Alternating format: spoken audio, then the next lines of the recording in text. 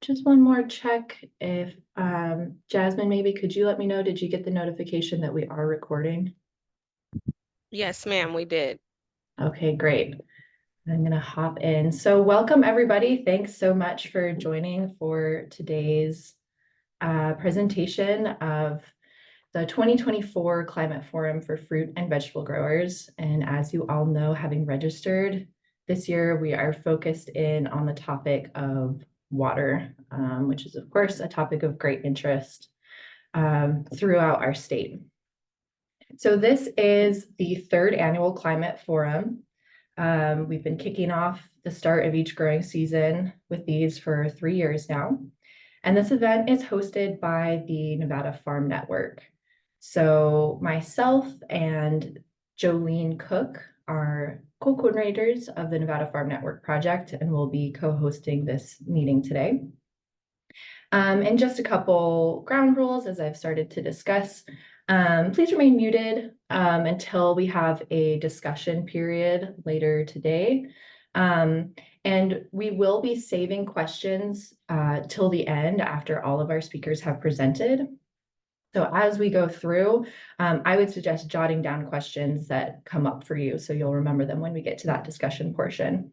I'd also invite you to consider leaving your camera on. These are also opportunities just to create recognition amongst our food systems community in Nevada. And rest assured, we'll be sure that you're able to get contact information for panelists following this event for further contact.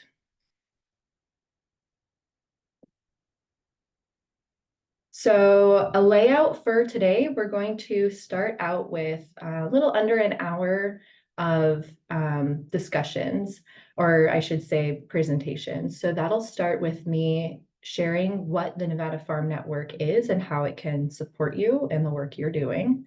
And then we'll get into our water-themed discussions, including a climate outlook, a discussion of Nevada water law, irrigation practices, soil moisture monitoring, and some water programs and funding opportunities. After that, we'll have ample time. We've got about an hour if we need it for discussions and questions that come up. If we, run dry on questions, we could always wrap up sooner than we have the full time for.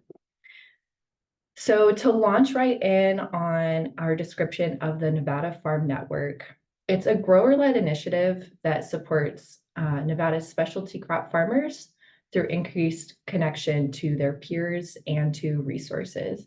So this really came in response to a call we were hearing from our community of farmers that folks often felt unsure of how to connect with other farmers, to have folks that they can bump ideas around with, talk shop. And similarly, it can be difficult to find resources as a farmer in Nevada. We have a unique climate, and finding information online can be challenging, where a lot of the top hits on Google are going to apply to really different climates. So this project is a response to some of those issues. So what we have developed is a resource library that aggregates Nevada-specific information for farmers. This includes both things on the sides of financial and logistical support and the business side, as well as research around agriculture and horticulture, things that are tailored and really specific to our climate. We also have an online network that provides really low friction, easy connection with other farmers and agricultural support throughout the state. There's the ability to create subgroups. So we have a subgroup of floriculture, for example, in there that they can really focus in on that, come out to the broader group of Nevada farmers in general, being able to connect with each other and also support agencies and specialists. And then we host events like this, all in line with those ideas of connection and education. So events like this to underscore, to bring us together as a community, opportunities to connect around topics of learning. So to take a little bit more of a look at that, these are some screenshots from our resource library. So you can see that things are filterable by topic. You can search by keyword, and we're constantly adding resources that have been developed for Nevada. This is a screenshot of our online network. So it's on a platform called Hilo. So that's what you're seeing screenshots of. So Hilo is similar to Facebook, but it's been designed specifically for really effective group collaboration and actually has some features specifically for farmers in mind, things where you can tag yourself as maybe farming regeneratively and being able to search around and find people with similar practices, things like that. It's a really awesome platform for a connection. So would really invite you to join the community. You can go ahead and point your phone camera at that QR code on the screen right now, or you can jot down, it should be easy to remember. You can always go to nevadafarmnetwork.com. That's where you will find the resource library, links to this community, and to stay easily in contact with everybody wherever you go, there is an app you can also download. And this project has been developed by the Desert Farming Initiative, which is a program of the Experiment Station of the College of Ag at the University of Nevada, Reno.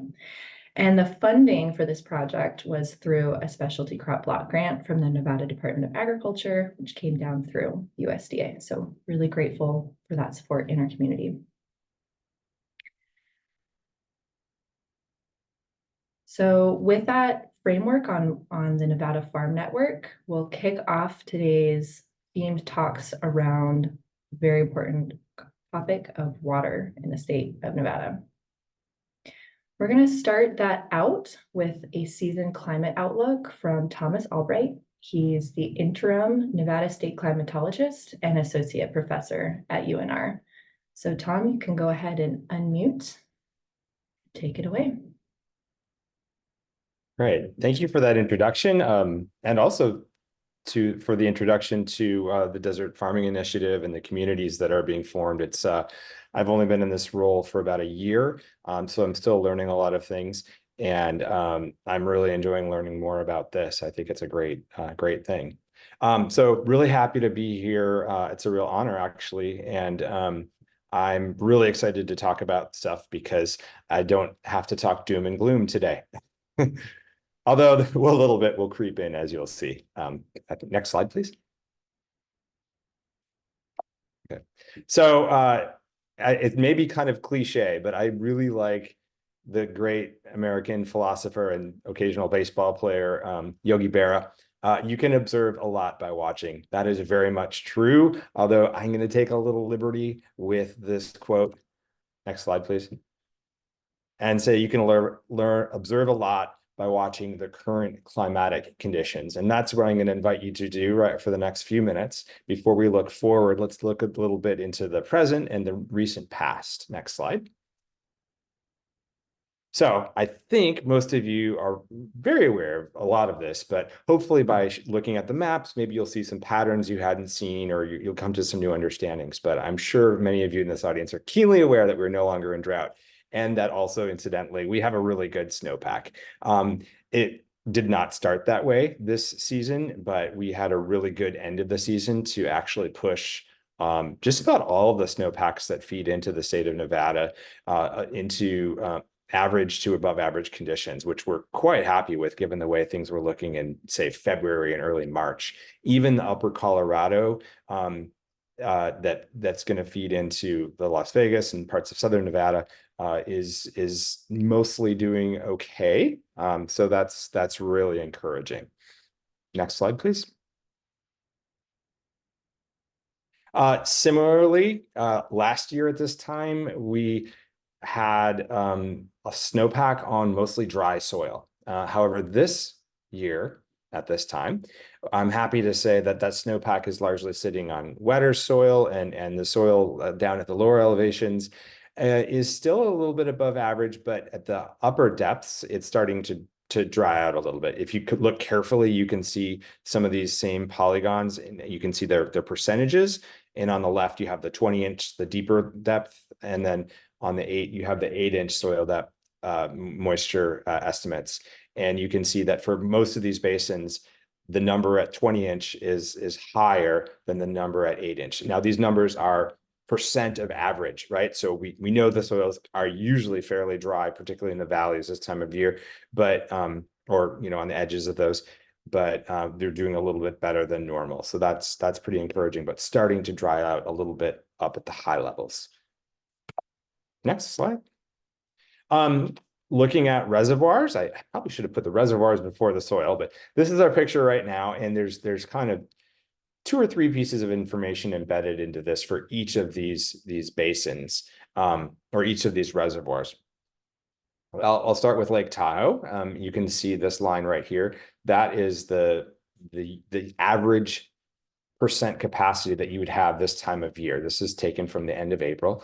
And then this is the current percent capacity. So we're quite a bit higher than we normally are. And then you can see that that's the case in most of the reservoirs. In fact, some of them are a little bit even over 100% over their nominal capacity. In the main exception, the biggest exception is the most significant exception is probably Lake Mead. But I will think it's worth pointing out, next slide, that these are massive improvements from last year at this time. Lake Mead, look specifically at Lake Mead, even though it's still well shy of its average capacity, as is a national news story by now. It has actually recouped a fair bit since even last year. So that's helpful, although there's a long road ahead, and the road doesn't look like it's heading to filling Lake Mead either, but that's another story. Next slide, please. Do you remember the word drought? In Nevada, I'm really happy to say, and actually neighboring California, we are pretty much drought free. In fact, we are technically drought free. In fact, just this week, the recent drought monitor came out showing that the most resistant holdout of Clark County could be dialed back to D0, which is just the abnormally dry status, pre-drought status. So that's actually gone in the good direction, and the rest of the state's been out of drought for some time, a matter of several months to over a year, depending on the part of the state. Go next slide, please. And this is that same image, the same map product for the comparable time for last year at this very same time. So you can see it was quite an improvement. And last year at this time was actually quite an improvement from 2022. So it's pretty nice that we can say we've had 2 years of fairly continuous improvement in drought status across the state. And I'm sure in this audience, you're well aware of this for your local area more than I am. All right, next, please. All right, so that was the easy stuff. We have amazing modeling, remote sensing, measurement products. Looking to the future is a little harder. So I'm going to massacre another Yogi Berra quote. Predictions are hard, especially about the future. Next. And I'm going to turn that into predictions are hard, especially about the weather, more than about 10 days out. And I do want to give some credit to the meteorological community, the numerical weather forecasting folks. Contrary to public opinion, they do a really good job, and they're constantly getting better. This slide represents sort of an index of the prediction skill of their forecast products from 3 days, 5 days, 7 days, and 10 days. And you can see in all of these, it's climbing up. It's got Northern Hemisphere and Southern Hemisphere for each one. But just look at the kind of squint at it and look at the shape. You can see they're all climbing up, which means the skill of these is getting much, much better. 3 days out, we just nail it, frankly. 5 days, we're pretty darn good. 7 days, we're getting there to more often than not, we're right. 10 days, that's where it really starts to trail off. So that's kind of important to keep in mind, because what I've sort of been asked to do for this today is to tell you about that period that's really, really hard to work with. It's not the near-term forecast. It's not the long-term prediction of modeling climate, which we do a fairly good job at. It's this intermediate stuff, which we don't. And in particular in the summer, in our location, it's really hard to do. So that's my massive caveat. And so unsurprisingly, I'm going to follow up with something that's pretty wishy-washy and really just tell you to expect anything precipitation-wise. We really don't know which way it's going to go here in Nevada. If we were a little bit east, we'd feel a little bit more confident that it's going to be drier.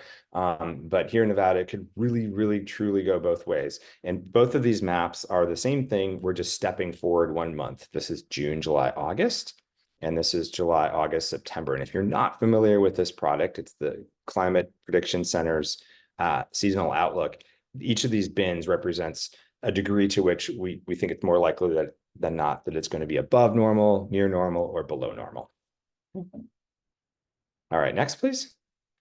Now I'm going to come in and say something actually with a little oomph behind it. And that's that while there's still some uncertainty, we're much more likely to have a hot summer than we are to have a cold summer. There's a bunch of factors lining up for this, kind of the inertia of the ocean temperatures, which are really high, and a couple other factors.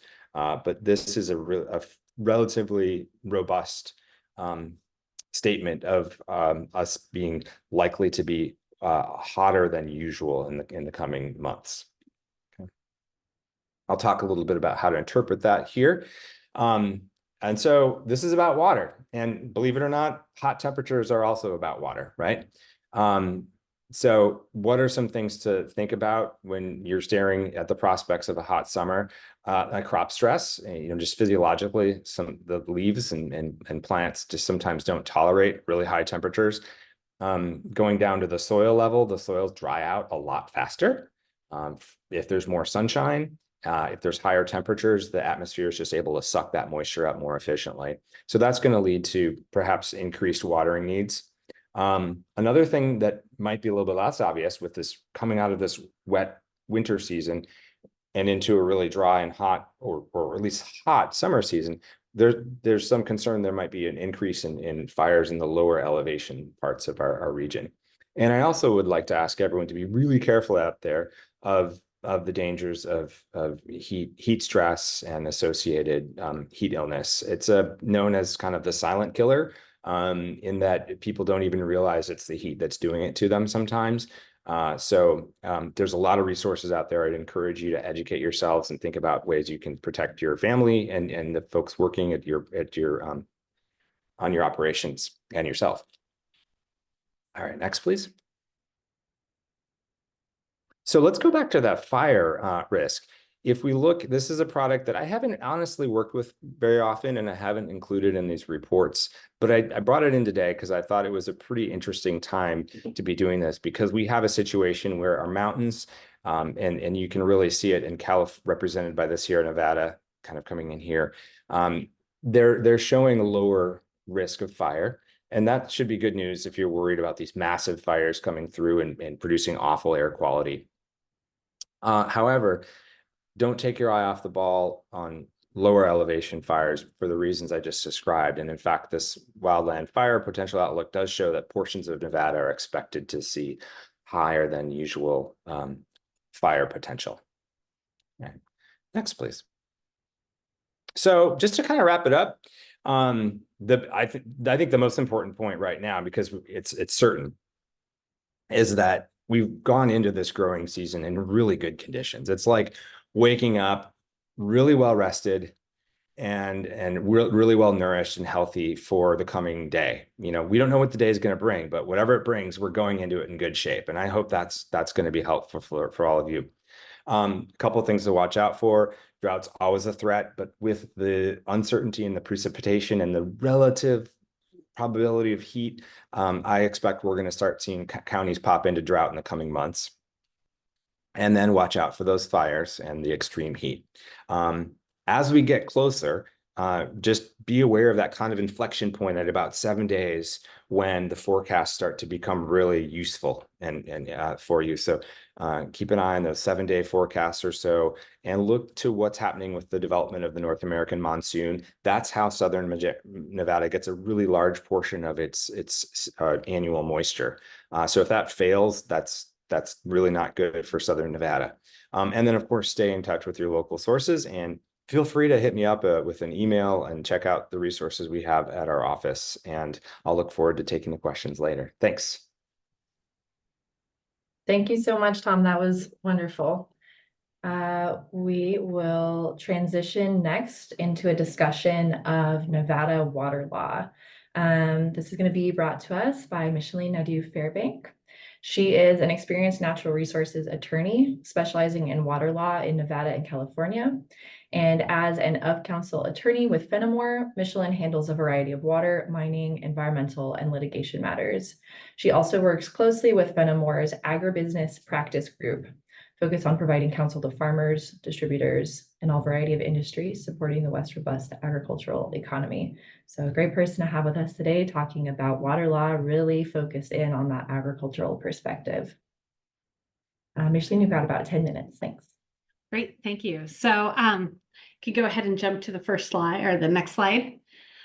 So this is what I call water law Nevada dating, like speed dating style. So we've got 10 minutes to talk about Nevada water law.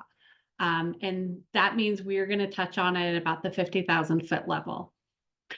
So just to kind of provide like a little bit of a background and history of Nevada's water laws is it's interesting because Nevada's water laws really, originate back, quite far.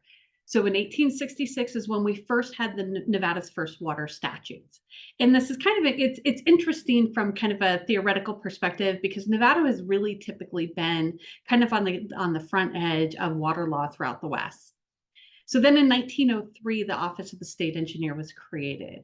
And this timing is significant because that's when the Newlands Project was getting developed and things were starting to move forward with the Newlands Project.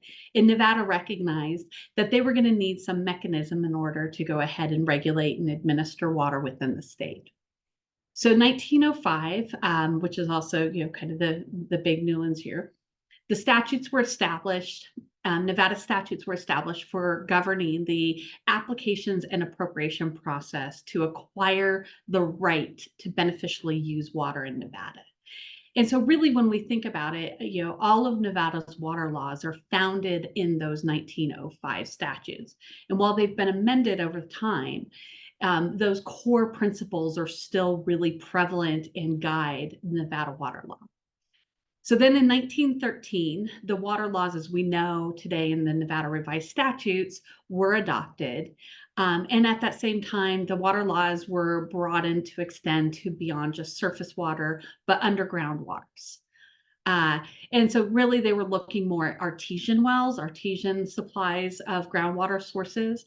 But then in 1939, all groundwater, percolating groundwater and the like was subject to regulation and appropriation. And all of that has been structured through the state engineer's office.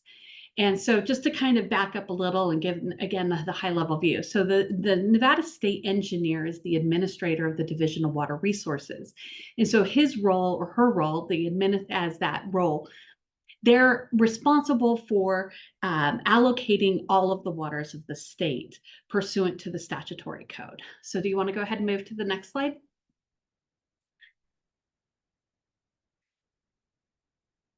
So, we talk about Nevada. So Nevada observes the prior appropriation doctrine. So this is kind of a loosey-goosey kind of visualization. Most of the eastern United States observes riparian rights, and most of the west, west of the 100th meridian, observes the prior appropriation doctrine. So we have a lot in common with our sister states, but in a lot of ways, Nevada is unique in the sense of how our statutes are structured and how those rights are administered and regulated. Go ahead and next slide. So when we talk about the prior appropriation doctrine, I like to think of it as a three-legged stool. So the prior appropriation doctrine is the doctrine that governs all water in Nevada. So it's first in time, first in right. So those are kind of these like principal, sayings that you hear. But when you think about what does first in time and first in right mean? So first in time is the first person to physically do an act of diversion in which to beneficially use the water. So that's the date. And in some places comes down to the time. We have, top filed applications that came in on the same day. And then you actually have to construct your works of diversion to physically divert the water for then your beneficial use. So that's why I call it a three-legged stool, because you have to have those three elements in order to establish a defensible water right. So, all water is subject to the appropriation, but we also have rights, as we're aware, that originate prior to the adoption of Nevada statutes. Certainly, people were diverting and utilizing water predominantly for agriculture prior to 1905. So those pre-statutory rights are considered vested water rights or vested claims. And it's a vested claim that has to be filed with the state engineer. And I'm going to throw out a little plug here, is if you think you have a claim to a pre-statutory right and you have not yet filed that claim, you have to do so before December 31st, 2027. If you fail to do that, then your right to assert that claim will go away, and that's a statutory requirement. But those pre-statutory rights are claims until they become adjudicated, which is an entire process that I could spend 2 hours talking about. But I'm just, kind of trying to, touch on, situational awareness types of issues. But those pre-statutory rights do enjoy special protections. And the law acknowledges that there's special protections given to pre-statutory rights. So there's certain prohibitions against impairment of pre-statutory rights. But all water in Nevada belongs to the public and is subject to regulation by the state engineer, subject to the statutes. There's one exception, though, for the permitting purpose, and that's really domestic wells. So a domestic well is a well that's drilled for the purpose of serving a household. And so it, statutorily is defined as a single family dwelling and or an accessory dwelling. And that water may be used for the watering of a family garden, lawn, livestock, household pets. And the limit to the water use is 2 acre-feet per year. Now, Nevada does not require that a domestic well have a meter. So it's kind of on a good faith basis. And so people generally are okay because most people don't use the total 2 acre-feet. But there's a few things to be aware of, particularly with domestic wells. And this is an issue that has arisen quite regularly with the state engineer's office. And that is where people will be using their domestic well to support a commercial endeavor. So community, the CSA, gardens where people are growing produce and those different types of things, and then they're serving it at contributing to the community baskets or doing those other types of things. That's not allowed. So that's something to be aware of, is you can't use your domestic well for a commercial endeavor. So let's go ahead and move to the next slide. So I'm going to run through these pretty quick. So this is kind of a visualization of Nevada's surface waters. Nevada's not surface water rich. Next slide. But we have, for a dry state, we have a fairly abundant supply of groundwater. And so Nevada is broken up into 256 hydrographic basins and subbasins. And the state engineer generally recognizes and regulates the waters based upon these particular basins. Next slide. So to acquire and change the use of water is it's subject to existing rights. You have to file an application, and there's a process. Notice is given. There's an opportunity to protest that, and then the state engineer has the discretion to hold a public hearing and approve or deny the application. So there's an entire intricate process that goes into determining whether or not you can approve a water right application. And there's many requirements for the applicant to demonstrate that right. Next slide. Once you have a water right, there's essential pieces that have to happen. You have to follow your proof of completion of work. You have to make a good faith and diligent effort to place the water to beneficial use. Once you beneficially use your supply of water, you file your PBU or your proof of beneficial use. The state engineer will conduct an investigation and issue a certificate of appropriation. But those are all critical pieces. If you don't file a proof of completion of work, your PBU, and you fail to file an application for extension of time, you will lose your water right. And then once you have your certificate, you have to maintain beneficial use, because non-use for a period of 5 years constitutes a forfeiture. So you would potentially lose that right. Next slide. So again, like I'm touching on like a really high level. So there's regional issues, the Walker Basin, one of the big things that is going to be impacting water use in Nevada is the hydrologic connectivity between groundwater use and surface water supplies, because surface water uses are historically the most senior rates. So along the Walker River, we have a lot of groundwater use. It can affect surface water flows because it's a very hydrologically connected system. Plus you have the efforts to go ahead and try to restore Walker Lake. So there's a lot going on with the state engineer's office in that arena. Next slide. Same thing on the Humboldt River. Again, surface water, groundwater interconnectivity, conflict with senior decreed rights. The state engineer's been actively involved. And if you're not aware of it, the state engineer's office and their website has a lot of information. But if you're in this region and you're not already clued into the circumstances, it's something to pay attention to. Next slide. In the Lower White River flow system doesn't have a lot of impact for most agricultural producers. There's not a lot of farming down there, but it is another area of kind of controversy and discussion, and is guiding a lot of the policy with respect to conjunctive management in Nevada. So go ahead, next slide. So our key takeaways is understand your location and be aware of local issues. If you're on the Humboldt River, or in that vicinity, if you're on the Walker River in the vicinity, even the Carson River, understanding the location and being aware of your local issues, understanding your obligations associated with a water right. If you have a water right and you're not entirely certain, you need to understand what those obligations are. If you have a domestic well, understanding the limitations. There's a lot of nuances in water law, but a lot of resources. Division of Water Resources is a tremendous resource, and the staff are very willing to go ahead and try to sit down and help you. Other resources are the Nevada Law Library. They have an abundance of books and different information. The Nevada Water Resources Association. And then if you need it, there's water law attorneys like myself and others that this is what we do and this is what we live in. So thank you.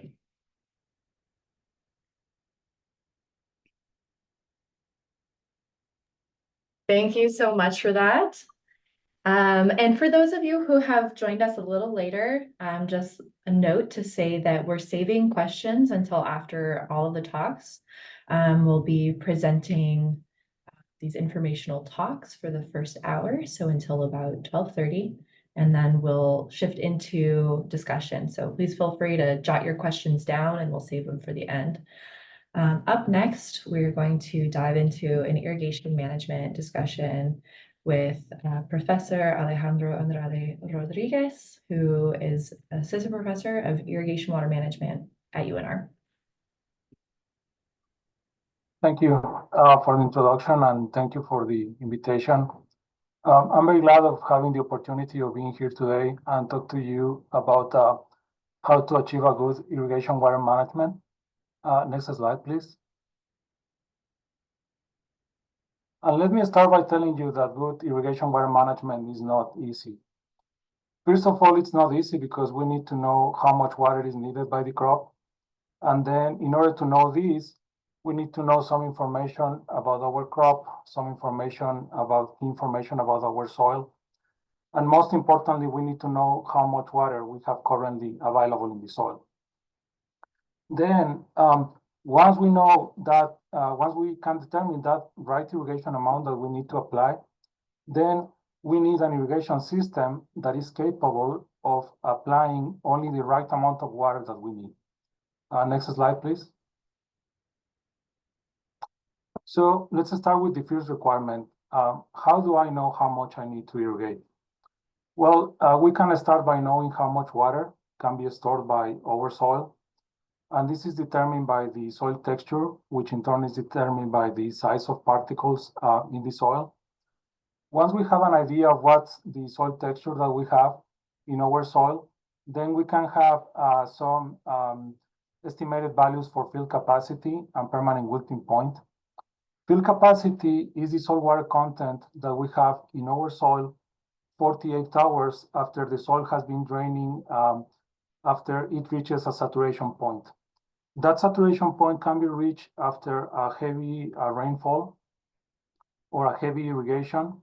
And the saturation point means that all pore spaces in the soil are filled with water. So let's say if we stop that irrigation or that heavy rainfall stops, then 48 hours after that, that's going to be our field, the soil water content 48 hours after that, it's going to be our field capacity. Now, field capacity is very important in irrigation because when we want to practice good irrigation water management, we want to only refill the soil water content to field capacity. We don't want to go above field capacity because all the water that we apply to the soil, in addition to field capacity, will be drained by the soil and will be lost from the root zone by deep percolation. So then permanent wilting point is the soil water content below which plants become permanently wilted. And permanent wilting point is the water content at which plants do not, we reach permanent wilting point when the soil is so dry that plants don't have enough energy to extract that remaining water from the soil. So that we reach that permanent wilting point when there is just very few water in the soil, that it's really tightly kept by the soil. So the plants don't have enough energy. And in that case, the plants can no longer extract the water from the soil. So the difference between field capacity and permanent wilting point is what is called available water capacity. And that's the volume of water that can be stored effectively by the soil over a long period of time. Next slide, please. So the best way to get estimated values of field capacity and permanent wilting point will be to get some soil samples, send them to the lab, and then get that information. But if that is not possible, we can also use the NRCS web soil survey. This is a website that we can access for free, and then we can get some estimated values of our soil texture. And then from there, we can get estimated values for field capacity and then permanent wilting point. So in this slide, I'm showing an area of interest that it's a rectangle that I delineated in the UNR Valley Road Experiment Station. As you can see there are three map units in those within that area of interest. And then the area in the middle called 623 is a north sandy loam with 0 to 2% slopes. And then on the right side of the slide, you can see some key information from the NRCA's web soil survey for that soil map unit. So you can see that from 0 to 10 inches, the typical profile of that soil is a sandy loam. So that's the soil texture from 0 to 10 inches. Then from 10 to 50 inches, the soil texture is a sandy clay loam. From 50 to 62, a gravely sandy loam. So this NRCS web soil survey allows us to get some estimated important information from our for our soil. In this case, an estimated dominant soil texture. And we can also see that the available water capacity for that soil is 9 inches in the top 62 inches of the soil. This means that in those top 62 inches of the soil, then the soil can retain about 9 inches of water, which is about 14.5% of the total volume of water in the top 62 inches of soil. Next slide, please. So once we get the field capacity, once we get the soil texture from the NRCS web soil survey, we can use tables like the one that I'm showing here in order to get estimated values for field capacity and the permanent wilting point. So in the case of this soil that I showed, a sandy loam that we saw in the previous slide, the estimated field capacity will be 0.2 and the estimated wilting point will be 0.08. So that gives an available water capacity of 0.12 or about 12%. So this means that 12% of the root zone will store water for our crop. And that water will be readily available for our crop. And you can see in this table that sandy soils have a lower available water capacity. That means that this type of soils will need more frequent irrigations. And then more finer soils that have a higher clay content have a higher available water capacity. So it may be possible for us to have more time in between irrigations for this type of soils. Next slide, please. So once we know the field capacity and the permanent wilting point, then all we need to know in order to know what is the right irrigation amount, it's what is the current soil water content level. Next slide. And the best way to do this is by using soil moisture sensors. So this is the most accurate way to do it. I'm not going to go in too much detail about soil moisture sensors because you will hear more about them from a speaker after me. But I want to show the type of soil moisture sensors that we use in my lab. We use time domain reflectometry or TDR sensors. These sensors look like the probe that you can see in the top figure in this slide. So they look like forks. They have 3 prongs with 15 centimeters of length. And the way in which they work is that an electric current is passed through the cable, then arrives to the probe, and then a data logger determines how fast that electric signal travels through the prongs. The faster the signal travels, the more soil moisture there is in the soil, because water is a better material to conduct electricity than air. So because of this principle of operation, these sensors are actually quite accurate. They require no specific soil calibration, so you can start using them right away, and they are affordable. So currently, a sensing station having 3 of these TDR probes, and including a solar power data logger, will have a cost of approximately $1,600. And when we install these TDR sensors, we usually install 3 in a location that is representative of the main conditions in the field. And you can even install 2, but I will say that 3 will be better, because our soil is not homogeneous. So as I show in that NRCS, that data from the NRCS web soil survey, the soil in there had 3 different soil textures for 3 different layers. So if we want to know how much water is stored in each layer of soil, it will be convenient to have a probe for each of the layers. Next slide, please. Okay, so that gives an answer to the question of how much, how do we know how much we need to irrigate? But then another question that is relevant for good irrigation management is, how do I know when I need to irrigate? And most of us, or at least, and that includes me, most of us, we usually irrigate on a fixed schedule. So that can be once per week, 2 times per week, or maybe 3 times per week. And that is fine as long as every time we seek to irrigate only refilling the soil water content to field capacity. But if we want to achieve a very good irrigation management, we want to realize that sometimes maybe that difference between the field capacity and the current available water content in the soil may be very small. In that case, there is enough moisture in the root zone so that the crop is not experiencing any water stress and is not even close to experiencing water stress. So on those days, it may be fine to skip an irrigation or delay an irrigation. But then how do we know when we need to irrigate in order to avoid water stress? Well, for that, we want to keep an eye on the maximum allowable soil water depletion. And this is a value that is different for every crop.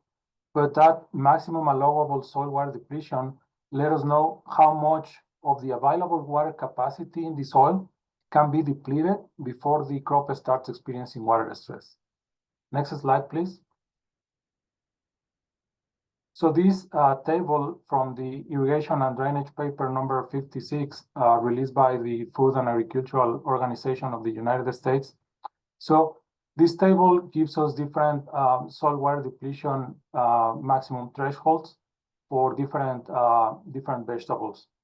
So we can see that broccoli, for example, has a threshold of 0.45, which means that about 45% of the available water capacity in the soil can be depleted before broccoli starts experiencing water stress. Now, in the case of celery, we see a threshold of 0.2. That means that about 20% of the available water capacity in the soil can be depleted before celery starts experiencing water stress. So celery has a lower soil water stress tolerance than broccoli. Another example is cantaloupe. It has a 0.45 threshold, meaning that it will only start experiencing water stress after about 45% of the available water capacity is depleted from the soil. So we want to keep an eye on our soil water content and also how much water has been depleted from the soil.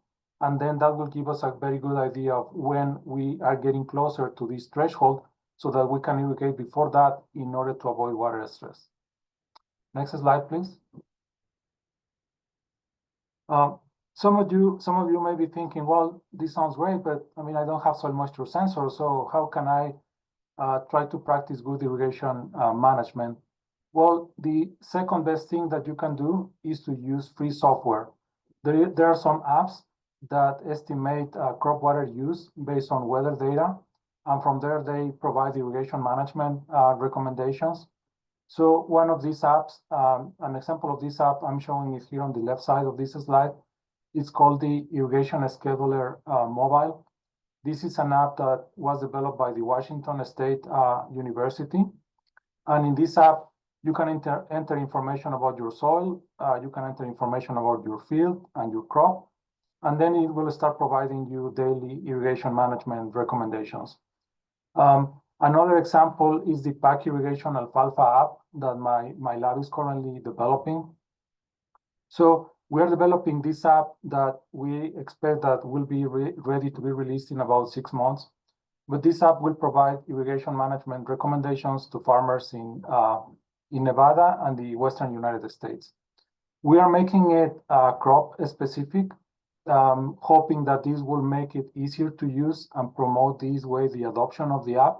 Because by making it crop specific, we are only requesting from the users the information that it's strictly relevant to their crops. But once we release this app, and if we can get funds to continue this project, we would like to start releasing other apps for different crops. So in the future, we may have a pack irrigation onion app or a pack irrigation cantaloupe app. Next slide, please. Okay, so that gives answers to how to determine how much I need to irrigate and then when I need to irrigate. But then the second requirement of good irrigation management is that we need to have an irrigation system that allows us to only apply the right irrigation amount that we have determined. And as we say, that right irrigation amount will require us to know how much water we have currently in the field, and then where is our field capacity so that we can only refill up to that point. Well, there are 3 main types of irrigation systems. So we have surface irrigation that requires no pressure to deliver the water to the field. So the water is delivered to the highest point in the field, and then it's transported by the force of gravity due to a slope that we have in the field. Then we have drip or trickle irrigation systems that deliver water with a small flow, and because of that require low pressure. And with these drip irrigation systems, the water it's delivered, let's say, 1 drop at a time. We have also sprinkler irrigation systems that deliver water with a high flow, and because of that, they require high pressure. And well, let me tell you that between these 3 types of irrigation systems, the pressurized irrigation systems, such as drip irrigation and sprinkler irrigation, are the only ones that allow us to control effectively the right irrigation amount. It's very difficult to do that with surface irrigation systems. The reason is that with surface irrigation, because we have to deliver the water to the highest point in the field, then in the highest point in the field, and these high parts of the field, the water will start infiltrating, and then the water will need to saturate the soil before that water can start moving downstream. So when we saturate the soil, we are way above the field capacity, and in that case, then it will be very difficult to apply the right irrigation amount. So with surface irrigation systems, we are constantly over irrigating the higher parts in a field. So that's why it's very difficult to achieve that right irrigation amount with surface irrigation systems. Next slide, please. In addition to being difficult to control in terms of applying that irrigation amount, surface irrigation systems are also the least efficient irrigation systems among these three types. As you can see in this table of potential application efficiencies, a furrow irrigation system has an application of efficiency between 45 to 65%. That means that only between 45 to 65% of the water that is delivered by a furrow irrigation system ends up being effectively stored within the root zone. Now you can see in comparison that a center pivot irrigation system has a potential application efficiency of 75 to 85%. So that means that between 75 to 85% of the total water that is delivered by a center pivot ends up being effectively stored within the root zone. So it's much more efficient than a surface irrigation system. But the most efficient irrigation systems overall are the drip irrigation systems. They are shown here as micro irrigation systems. But you can see that for surface drip irrigation, the potential application efficiency is between 85 to 95%. So almost 100% of the water that is delivered by a surface drip irrigation system ends up being effectively stored within the root zone. And the most efficient irrigation system overall is the subsurface drip that has an application efficiency that even higher than 95%. So if you are still using surface irrigation systems and you want to practice good irrigation management, if you have the opportunity of investing in a sprinkler or a drip irrigation system, I will highly encourage you to do so. Particularly if you don't have any rodent issues, which is a big problem in northern Nevada. But if you don't have rodent issues, then a subsurface drip irrigation system or a surface drip irrigation system will be a great investment. And I think that's it.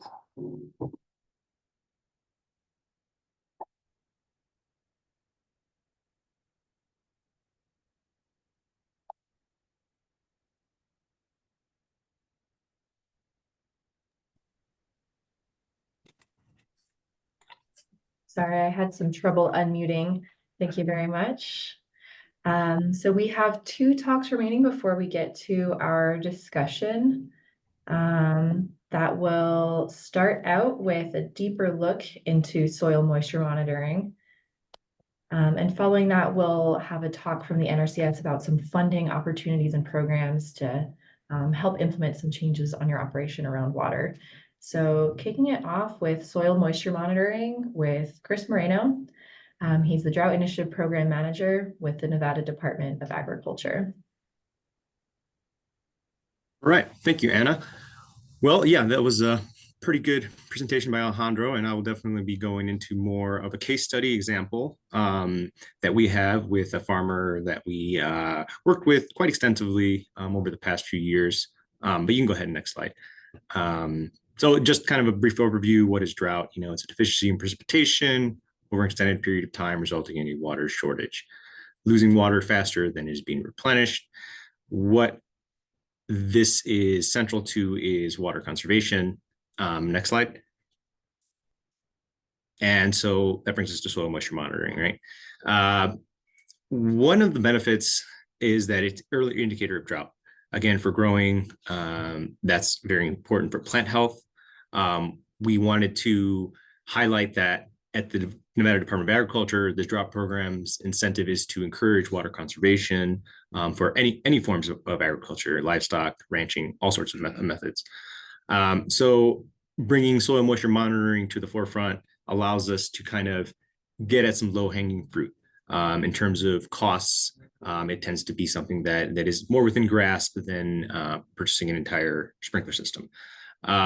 So that leads us to saving energy and water along the way. We'll get more into that. And knowing your field, knowing your soil. This is important because, as Alejandro mentioned, you know, it's all about what the soil texture is, how readily the water will be absorbed, what the uptake will be based on the soil conditions for your plants, but also knowing your field. And the reason I put that there is that it also, any grower or farmer has to know their field, and there's going to be characteristics which make your field unique.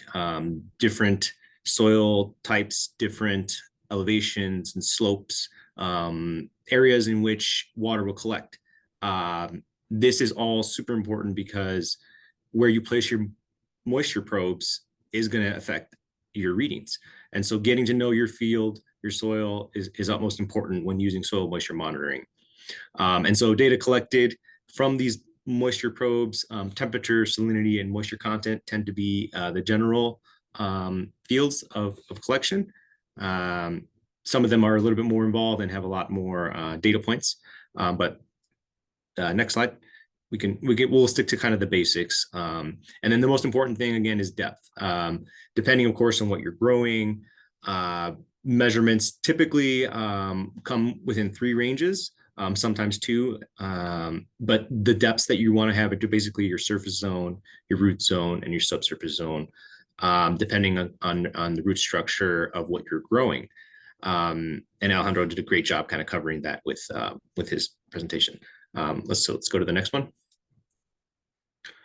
And what it comes down to, the way I like to look at this is it's more than just a quick finger dip test or a shovel test. Many of the producers that I've talked to, this tends to be the fallback for determining soil moisture. Get a shovel out, see what's there, which just gives you a great instant understanding of what's going on there, but it's not going to be necessarily be the most effective and as data driven as you would like. Next slide. So I wanted to introduce you to Marty Plaskett. If you're not familiar with him, he's a farmer out in Diamond Valley by Eureka, on the eastern part of the state, and they are in a critical management area deemed by the state engineer as an area that has been over appropriated for water. So they have more water rights on paper than they do in actuality. So Marty let us come out to his farm last year, and we got to do an extensive interview with him to kind of get to know more about his system and the methods he's employed to kind of help curtail his water use and also be efficient with his irrigation. Next slide. Okay, so a little bit more details into Marty. What he does is he grows alfalfa primarily. He's got about 1,600 acres.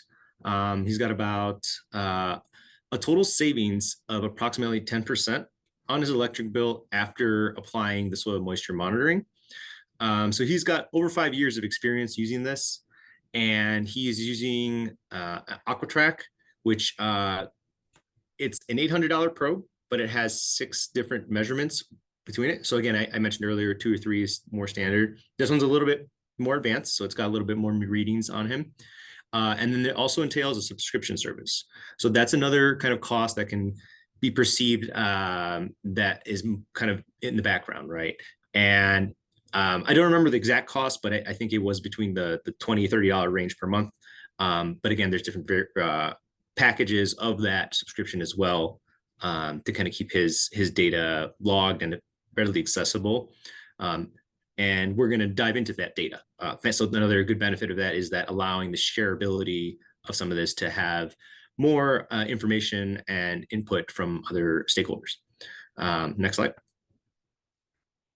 Okay, so this is just a screenshot of that AgSense AquaTrack.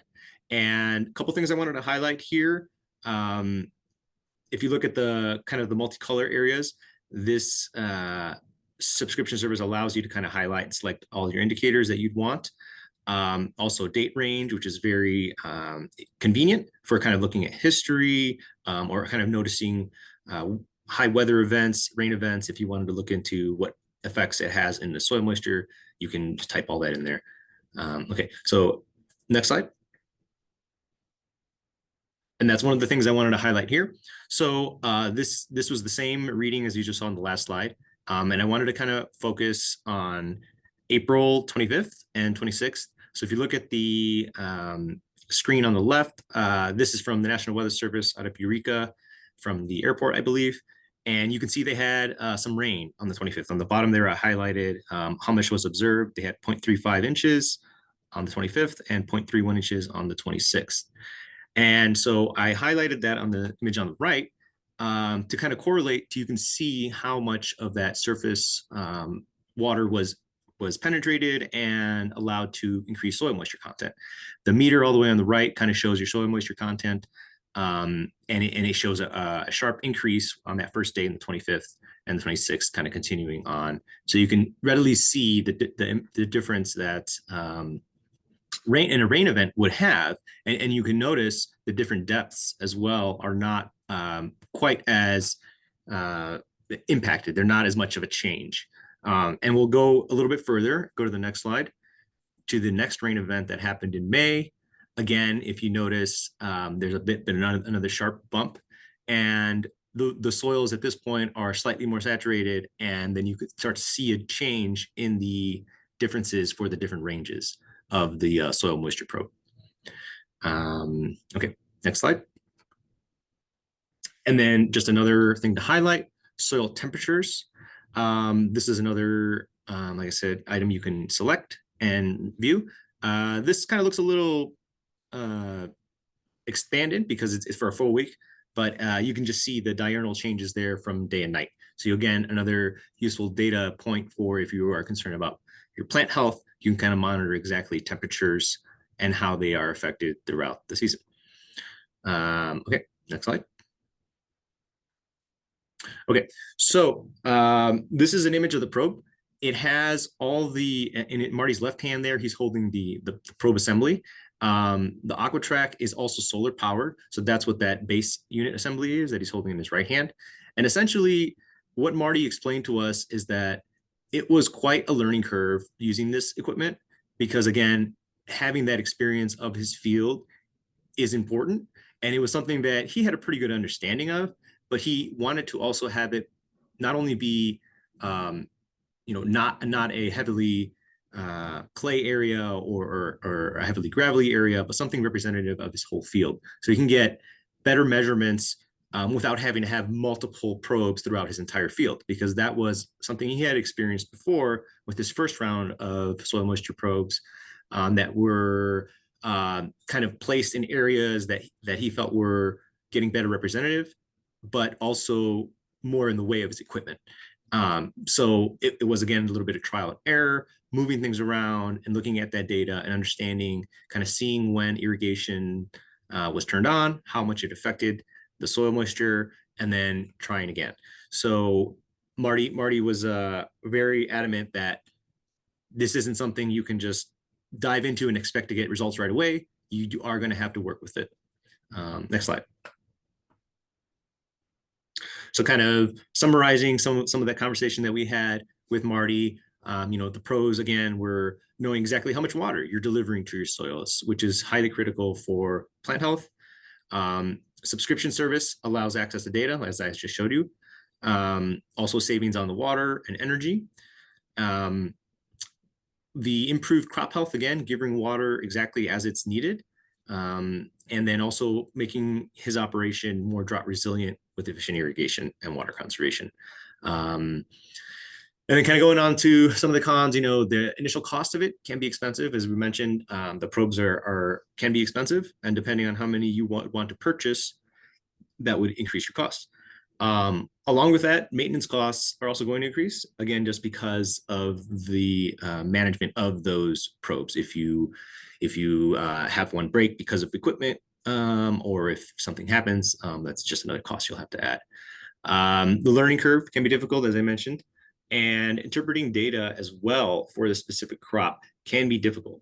Marty's kind of lucky, he's just growing alfalfa. So he has pretty much robust experience with that and is not having to relearn how much water his crop needs. Troubleshooting can also be another difficult aspect to soil moisture monitoring. As I mentioned, Marty has AgSense AquaTrack, and because of that, it comes with some help and assistance with it. So most subscription services will provide some type of assistance and help. Typically over the phone, that's included. If you would want somebody to come out to the field, that will typically require additional costs to have them come out there and actually set things up with you side by side. And then also trial and error, like I mentioned before. So next slide. So optimal uses, again, for this product, in addition to water savings, it's also optimizing your fertilizer use. By managing how much water you're introducing to your soil, you're able to control the fertilizer runoff. If you're doing a combination of fertilizer and irrigation, then you can also target it to be more precise in that manner. And then optimal watering, it just avoids under and over watering, which can lead to plant stress and issues like root rot. And ultimately, soil moisture monitoring can be very effective when combined with irrigation sprinklers. And that is the setup that Marty has to allow him to be as efficient as he possibly can be. So again, he was a great example of somebody using a lot of these modern and improved technologies and getting the most out of his water in a critical management area. Next slide. And this is just a final photo of his setup. He's using a sprinkler package with the lower hanging hoses, again, to kind of minimize water waste. And he has mentioned that the learning curve and the difficulty of it, setting it up isn't that bad because it kind of is a monkey see, monkey do. What he means by that is once he invested this, neighbors get curious, and then it kind of starts to form a chain. So kind of getting one person to make a difference can have more impacts to help save water for the entire state. And that'll wrap mine up. Thank you so much, Chris. So we've got one more talk left, folks. And then we'll get into a discussion with everybody about all of this information. So I will introduce Jasmine Wilson, who is a state urban conservationist for the Nevada NRCS, who's going to talk about some water programs and funding opportunities. Good afternoon, everyone. My name is Jasmine Wilson, and as Anna said, I am the State Urban Conservationist for Natural Resources Conservation Service.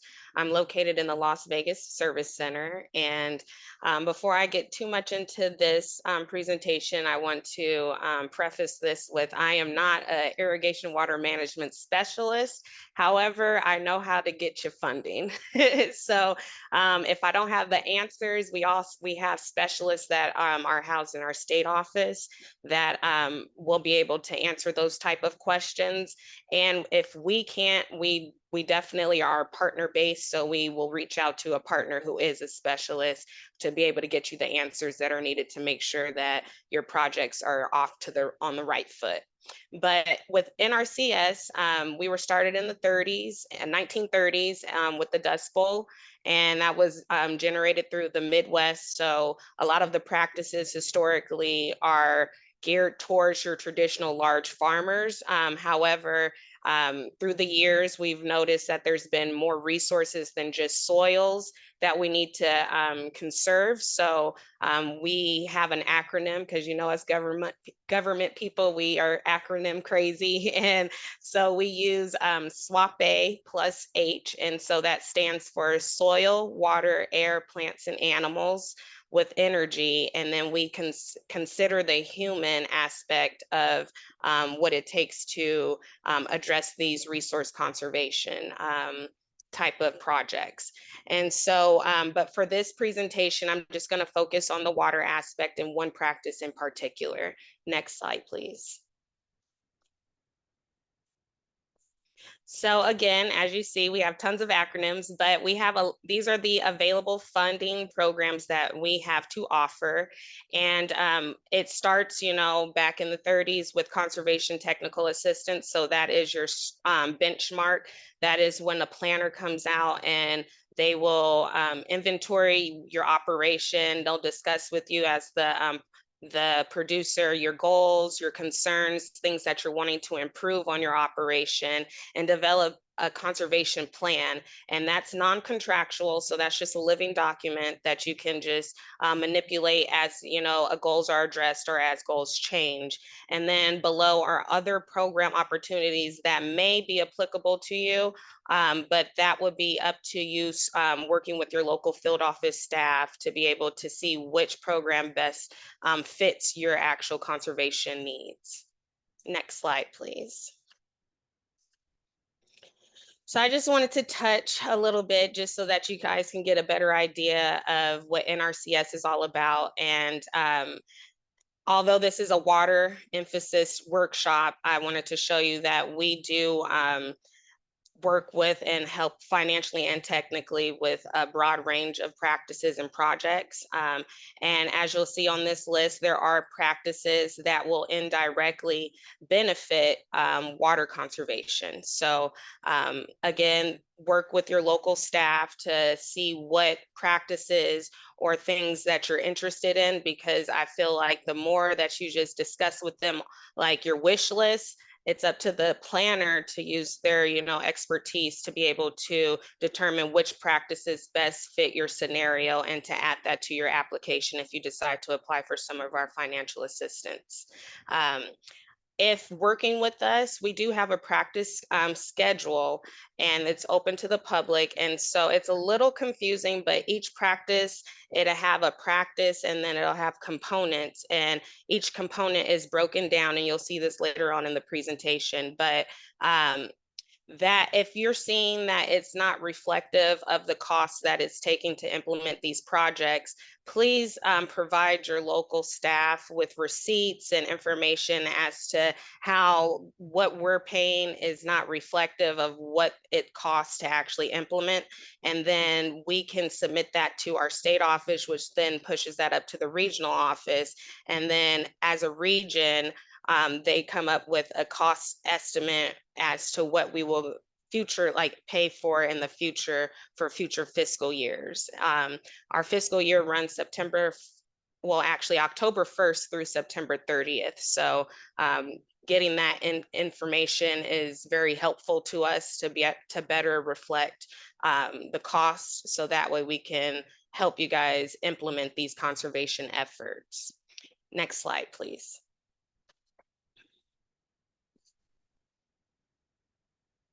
So the practice that I wanted to touch on quickly is the irrigation water management practice. And as you'll see, as I mentioned before, we have different components. So each component you'll see, which is in the column C, those are all broken out based off of the level of irrigation water management that that producer is wanting to which effort they're trying to go to. So we're all about conservation. So we'll take those who are just very beginner to those who are more advanced. We're all about just taking the project to the next level or getting the project off the ground. So that's the main meat of this, this slide. And I'm assuming that these slides will be made available to you guys. But if not, I will be happy to go into this in more detail at a later date. Next slide, please. So I'm just going to touch on briefly some of the components that are within irrigation water management that NRCS can financially assist with. And so for our basic IWM, that's again, I pulled this from our payment scenarios. So as a planner, in order for us to properly select which component to pay you at, we have to go through these scenarios and read through them and see which one is most appropriate for the actual site. And so for this one, this is your basic IWM. So this is a producer who probably isn't doing any sort of IWM, and they're wanting to get into IWM. So this is a payment for low intensity irrigation water management. An example of what they're using, and excuse me for reading the slides, but I'll just read this one time because it's kind of duplicative in the other slides, but it's kind of like a checkbook method. So it's going to be keeping a record of which crops are grown, the soil moisture conditions, prior to irrigation, the date of which you're irrigating, and when you stop, the depths to which you're applying your irrigation, the duration of your irrigation, and the amount of rainfall that's within your area. And so the before situation, before applying this IWM, is somebody who's probably using the soil moisture fill method, or just using past experience, or maybe grandpa told him to or her to use this irrigation schedule, and so they're just going off of that. And so the goal is, after using or applying for the basic IWM, they will be actually keeping records, and then using those records from that current irrigation season to then, I guess, move into the next season, and then make, the proper changes based on the water needs of that actual crop. Next slide, please. And so then we have intermediate IWM, so that's medium intensity. And so with this one, this is actually using an in-field moisture sensor with manual downloads. So again, the before situation is somebody who's either using the soil method, field method, or they may just be using the checkbook, data logging. And so with this intermediate, this is paying you to actually have a soil moisture sensor, and using the information from that to make your predictions for the next irrigation system, or not system, I'm sorry, next irrigation season. Next slide, please. We have your advanced IWM, which is the highest intensity irrigation water management system. And so for this one, this is more so the use of soil moisture sensors, but it's determined by automated soil moisture monitoring stations with telemetry data. And so this data is going to be automatically gathered from the soil moisture sensors and inputted into some type of computer software, and then making those real-time switches as far as to our adjustments for what the crops need based off of the data that has been provided.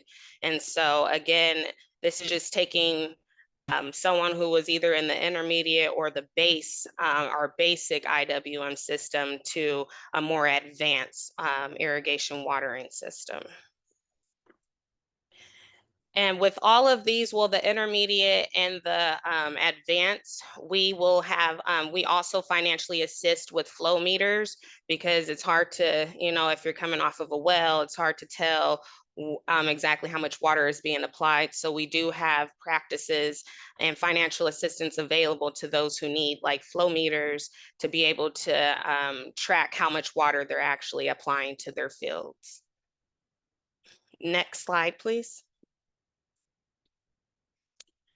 And so this is a specific practice under IWM. If you can go back one, please. So this is specific to those who are wanting to install soil moisture sensors on their field, and this is for the first year. Now, we do have supplemental practices that will be for subsequent years for IWM, but this I just wanted to point out for those who are like in their first year. It pays for the installation and the purchase of the actual meter, the installation of the equipment, the labor to install and utilize those sensors, and the readings to make your IWM decisions for the first year. So you'll actually be paid by per soil meter for however many are needed for that actual field to actually, adequately complete IWM. And so this is for the first year, but this is just, just the intro on IWM. But next slide, please. And then this is our most advanced IWM financial assistant component. And so this is if you're wanting to install some weather stations along with soil moisture meters. And this scenario only applies to those who don't have access to existing climatic data. And so if you don't, then you can install these type of this type of equipment to help you with your IWM and get a financial assistance to help implement that. Next slide, please. And so, as I've said before, I'm here located in Las Vegas. However, we have 8 field offices, and you'll see on the map, based off of the color code, that's how the field office, their jurisdiction of who all they will be able to service. We have an area and state office. Our area and state office, their support to us. So for example, I'm technically state, but I'm located in the field office. But if somebody came in with IWM specific questions, I could reach out to the state or area office to somebody who is a specialist within IWM, most likely our agronomist or our engineer, and they can provide more assistance, hands-on assistance with that producer to be able to properly implement that project. But I would definitely encourage you to reach out to your local service center to inquire about our IWM and all the other practices and projects that we have available to assist you with. Next slide, please.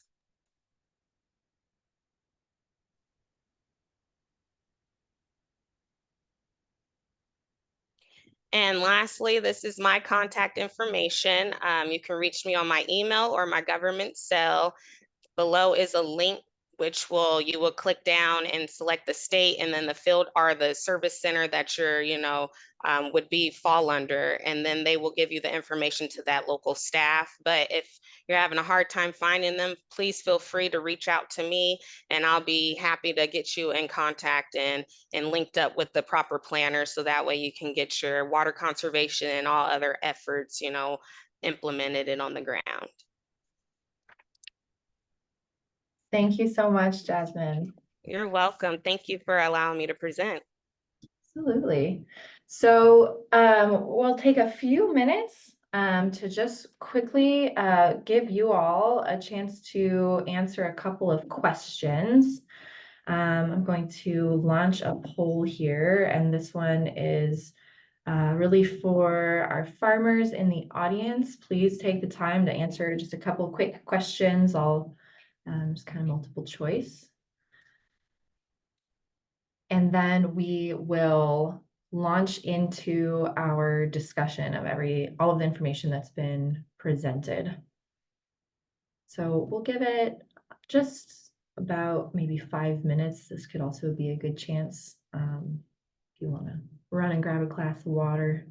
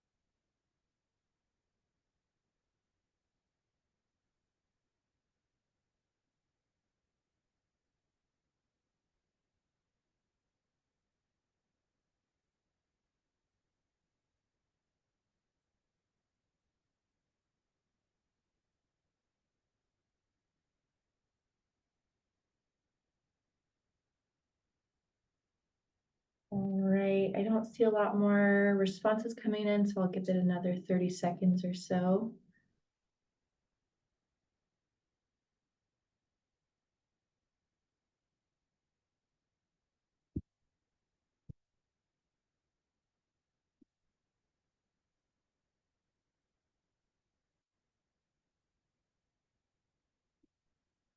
Thank you very much for your participation with that.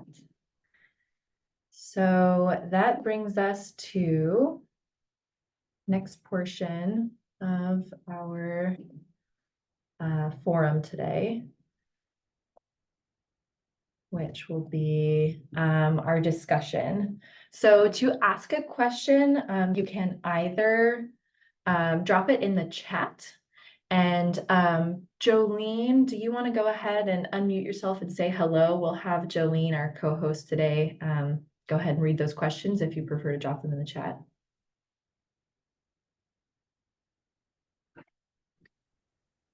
Hi, everyone. I'm in the office here with DFI, Garrett and Jill and Jordan. Oh, I think I'm good. Can you guys hear me? Yes, sounds good, Jolene. Thank you very much. And then if you are able to, we definitely encourage you to unmute yourself. You can see with that, it's a button in the lower left corner of the Zoom, and you can ask that question directly. And for our discussion, you can direct a question to one specific speaker, the full panel, or even to other audience members. Just try to be mindful of time. We've got about 30 minutes remaining, and so maybe ask your most pressing question and then wait until others have had an opportunity to ask. Make that question succinct and clear, easy to understand. Please stay on topic, keep respectful, and then just consider if you're in a very noisy environment or just how we can hear you well. And in addition to our speakers, we have another person joining on our panel who is Associate Professor in Sustainable Horticulture at UNR, Felipe Barrios. Felipe, do you want to just introduce yourself briefly and comment on what areas of expertise you have that you would be able to really field questions for?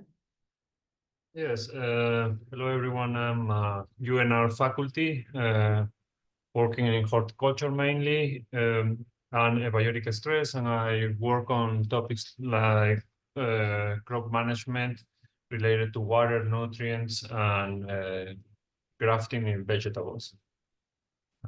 That's all. Thank you. Thank you so much. So with that, I open it up to discussion. Anyone, please feel free to unmute or drop questions in the chat. We have a question from Kyle. And so I'll read the question, and then Kyle, if you want to unmute or add anything else. He doesn't specify who he'd like to speak to, but I think it would probably be Felipe or Alejandro. And he said, for the different soil types, sand to clay, how did organic matter affect water retention? And you guys can, the panelists can see the question in the chat if that's helpful.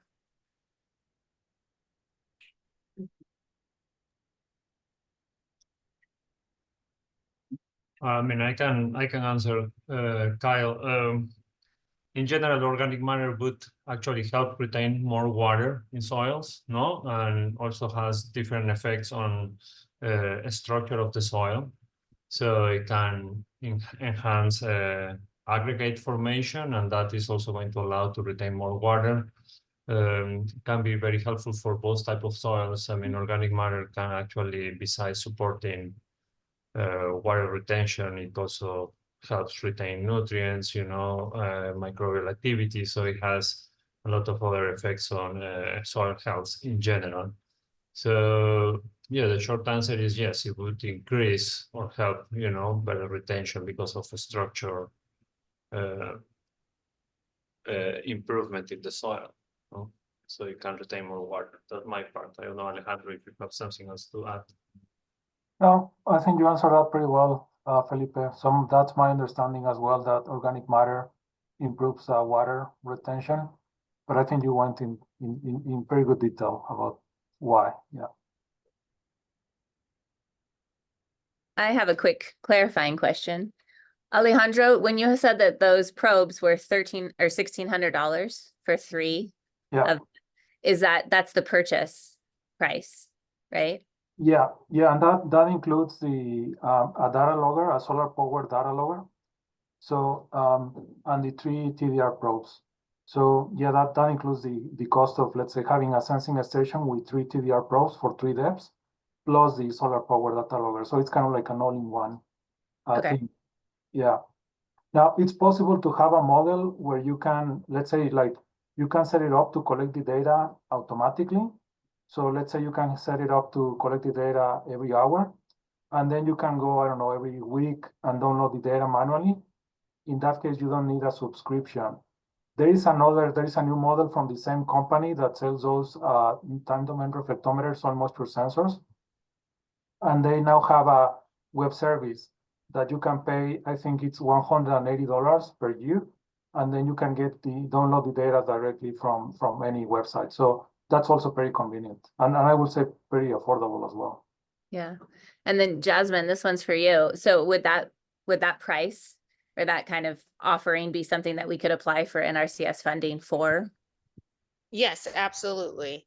Okay, because $1,600 for us is kind of a lot at Reno Food Systems, I'm speaking of. So just kind of, you know, connecting the Yeah. dots between the offerings and then how we can get funding for that.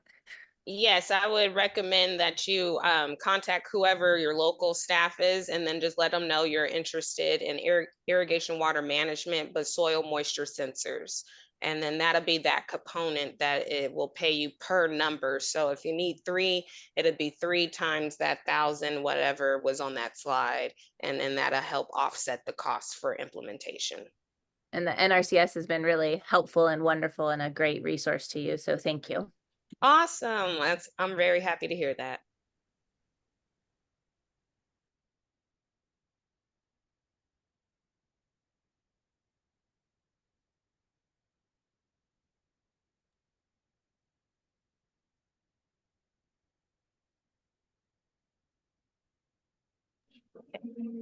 Should I do it? Yeah, I think they're here. What do you want me to do? Okay, yeah. Garrett has a question. Garrett has a question. With my desert farming initiative hat on, related to water and water rights, I know that access to land and access to water are 2 of the most common barriers that new farmers are faced with.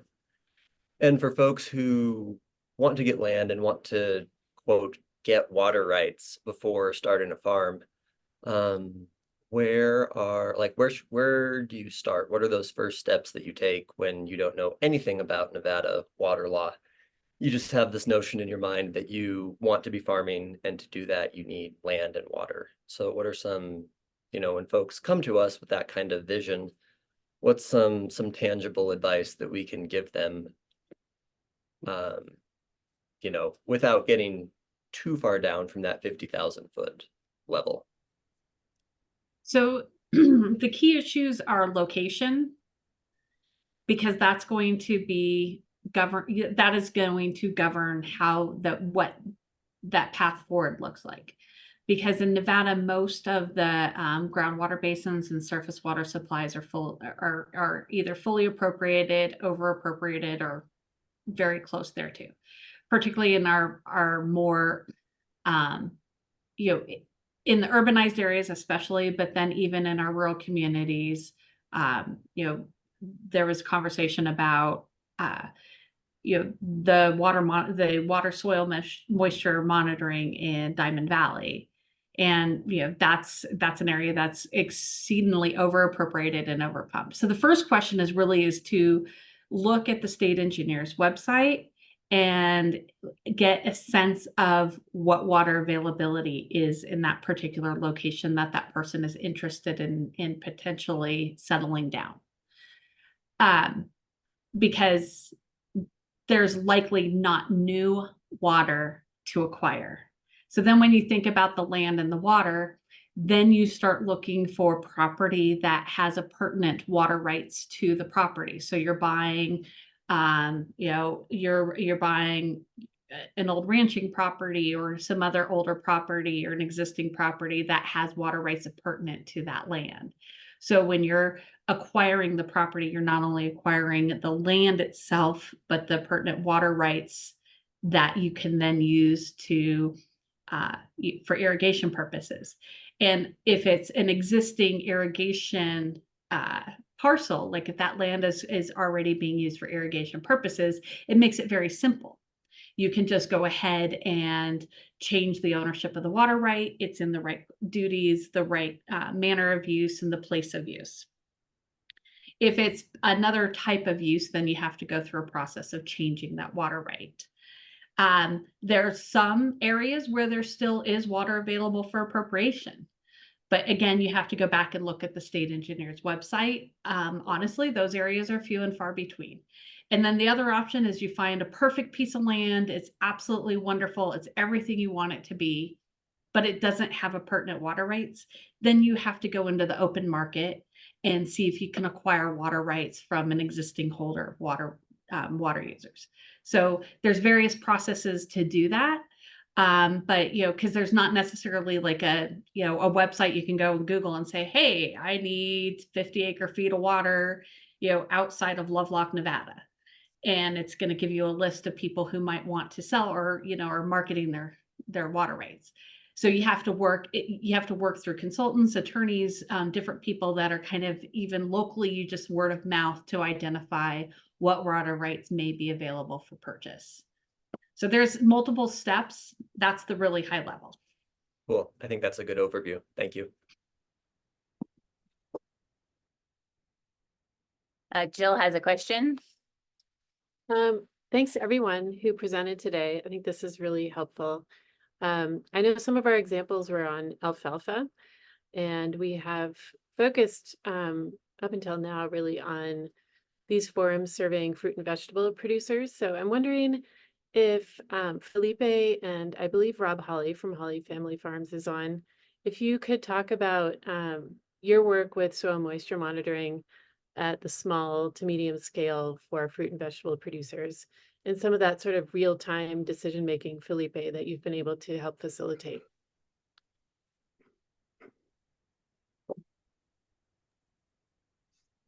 I guess that's also answer to Doug's question, no? It's like if DFI has actually material to show moisture monitoring. So what Jill is referring is that, yes, we've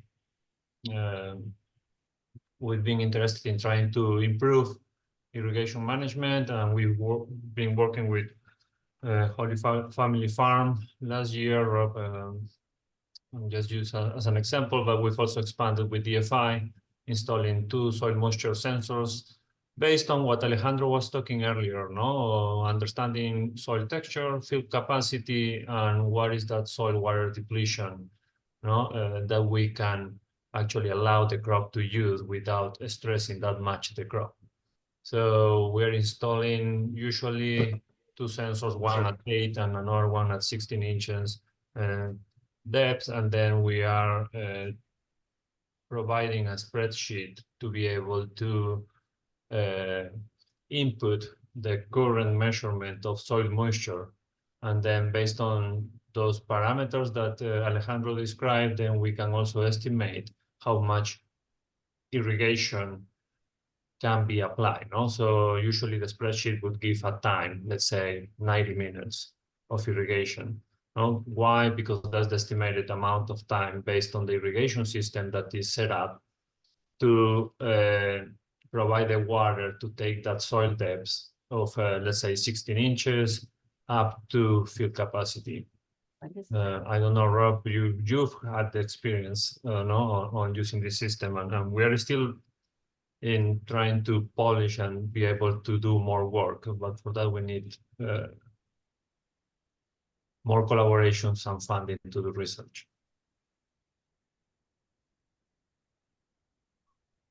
I can say that on our farm, we're in Dayton, Nevada. We're in very sandy soil.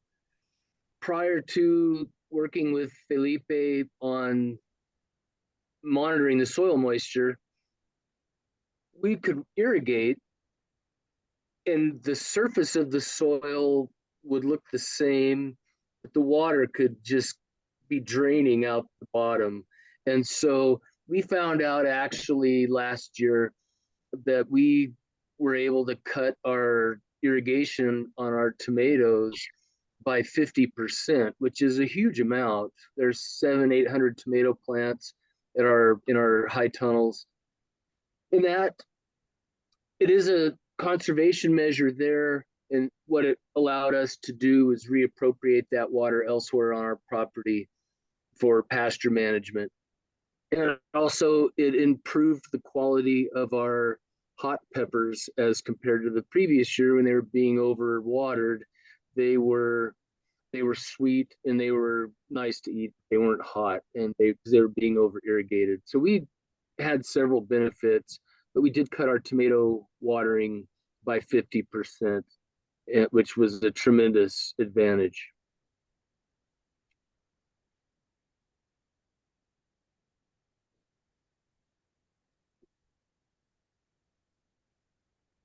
Doug, I see a question in the chat. Do you feel like it's answered with that discussion? Doug's question was, does Desert Farming Initiative have demonstration materials regarding water use monitoring, including optimal efficiencies? We are working on this with Felipe this year a bit further. So as he mentioned,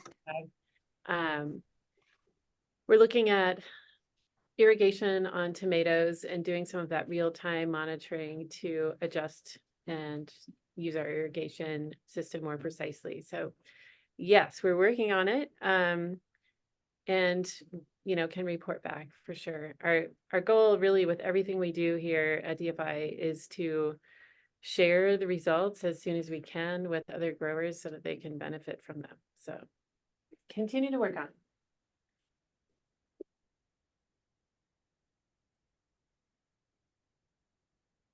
I'm not seeing any more questions in the chat. So if anybody has one that they want to put in the chat, go ahead, or just unmute yourself and you can ask your question yourself.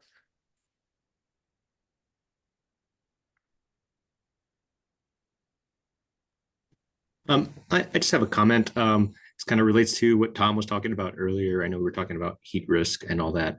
But there is a new tool that I believe the NOAA was coming out with that is a little bit more identifiable for heat risk, and it's still in the beta stage, in the planning stages. But I know that's going to be released soon, and I wonder if Tom is aware of that as well, because that seems to be quite a combination of different heat factors to give it a breakdown within color coding to again mimic what we are familiar with the air quality index. Another useful tool, again, just for growers out there to be aware of heat stress. Yes, didn't have time to get into too many of the details, but your heat in risk is, they use things like heat index or wet bulb temperature, which combine humidity and temperature and sometimes other factors in some of these indices.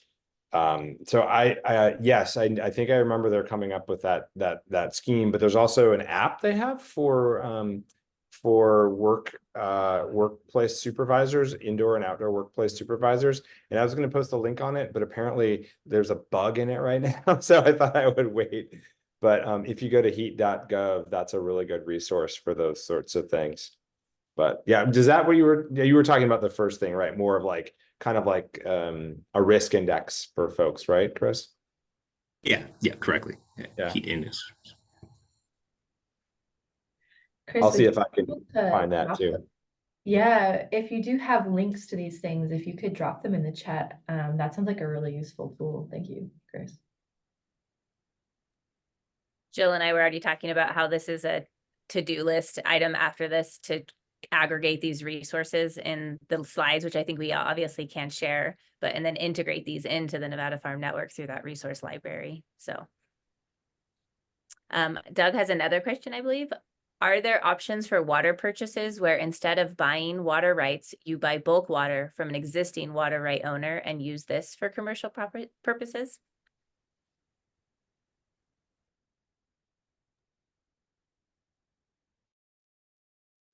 So you can lease water rights. So Doug, I think there's different types of arrangements that you can make with an existing water right holder to utilize their water rights. So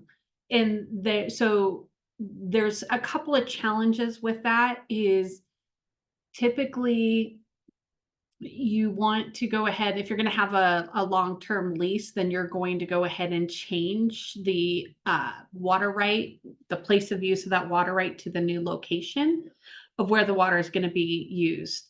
And that lease agreement may go ahead and support the change of that water right, but at the termination of the lease, statutorily, the lease doesn't, or excuse me, the law doesn't allow that water to revert back to that base right of where the water originated.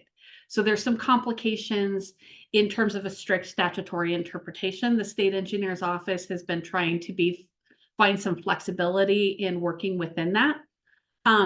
But there are lease options. There's other opportunities where you can go ahead and you can lease out your beneficial use.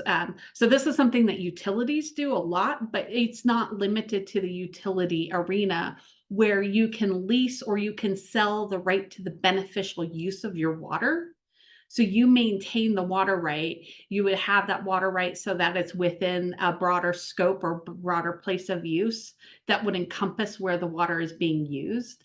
And then you can, subject to contractual agreements, sell or, do a long-term beneficial use agreement for that water right. So there's a few mechanisms to do it. That's probably the cleaner way to do it under the existing statutory structure, because one of the risks that remains is where water is being leased out and changed on like a finite basis. The law doesn't provide absolute protection that the person who ultimately owns that base right is going to recover that right. It's not going to automatically go back to where it originated from. So those are some of the considerations, but some of the options. I think the reason that I asked the question is for many small beginning operations who are starting from scratch, it may be a little bit overwhelming to look at the overall approach of acquiring water rights and those types of things. I think what I was getting at was from a strategic standpoint for smaller people who are trying to get started, that maybe there might be other options to acquire water from existing water right users and find a strategy of how they might be able to apply that water to their small operation to get them started. Absolutely. And I think that's, and there's probably really good opportunities to explore those options, particularly in areas where there's significant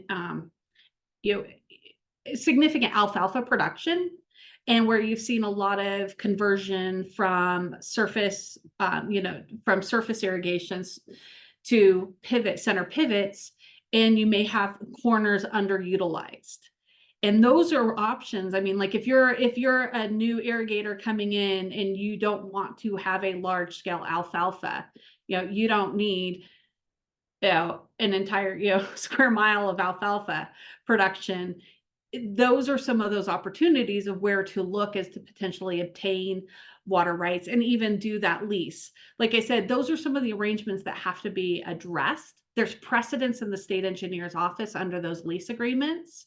So I think that there's an argument that they're defensible for this person who's leasing out the water rights, but but even doing other things of leasing the beneficial use or some other things like that are good opportunities, particularly for smaller producers who aren't looking for thousands of acre feet of water, or don't want to have a major operation, and particularly, especially row crops are going to use a smaller amount of water, and it could be a win-win for those large scale irrigators, because now they can go ahead and have a mechanism that their water is continually being beneficially used and they're not subject to cancellation or forfeiture.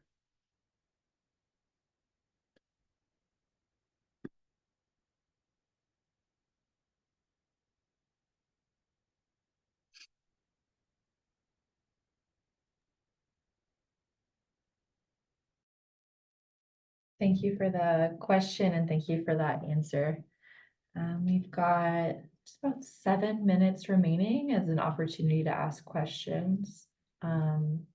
If there are none remaining, we can call it a wrap, and there are opportunities to connect with any of these panelists moving forward for follow-up questions. As a reminder, so I won't wrap it just yet. Looks like okay, yeah. There was a question if slides will be emailed out. We can absolutely send slides to registrants. And as a reminder, there will be a recording of this meeting today that will be shared on the Nevada Farm Network Resource Library. So registrants will also get an email notifying them when that has been made available. So for following up with panelists, we'll be sharing out contact information, and there's also an opportunity to get in touch with them on that Nevada Farm Network online community on Hilo. Some of them are on there. So encourage you again to join that community and talk with fellow growers and also folks like those who spoke today. So I'll give it a moment for any more questions in the chat or unmuting. Thank you, Anna, for putting this together. It was really well done, and I appreciated hearing from the individual voices and kind of with the theme of the water. So I think it was really well done. Thank you all so much. Thank you. And thank you so much to all of our speakers and all of our participants. So take care, everybody. Bye. Thanks. Thank you. Thank you. Great job, guys. Really appreciated it. Thanks. Pleasure. Thanks. Bye.